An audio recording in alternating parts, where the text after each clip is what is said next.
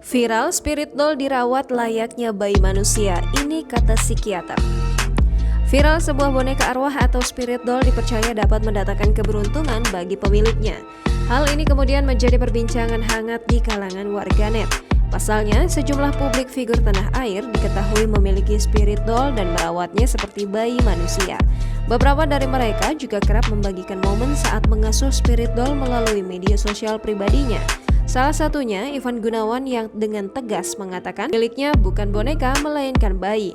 Terkait hal tersebut, spesialis kedokteran jiwa dari Rumah Sakit IMC Alam Sutra, Dr. Andi SPKJ FAPM mengatakan spirit doll atau boneka arwah menjadi populer saat ini karena banyak publik figur yang memamerkannya di media sosial, sehingga banyak orang bisa melihatnya. Melalui akun Twitter miliknya, Andri juga berkata bahwa boneka memang sudah sejak lama digunakan sebagai media bagi arwah. Misalnya, di kebudayaan Tionghoa, patung-patung besar di dalam kelenteng diisi oleh para arwah atau dewa yang dianggap dapat membantu manusia atau sebaliknya. Sementara boneka arwah di dalam budaya Indonesia ada jelangkung, jenglot, serta patung-patung lainnya yang disebut memiliki arwah. Di sisi lain, seperti yang kita ketahui, boneka sendiri telah lama digunakan anak-anak untuk bermain.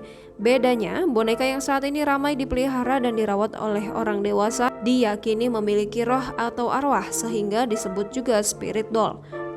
Menurut Andri, selama orang yang merawat spirit doll masih bisa membedakan dengan sadar antara hal yang nyata dan yang tidak, maka tidak ada masalah. Ia menambahkan spirit doll kemungkinan hanya fenomena sesaat, sebab hal-hal yang aneh, berbau mistis dan gaib cenderung disukai oleh masyarakat di Indonesia. Jangan lupa subscribe, share, komen, dan like ya!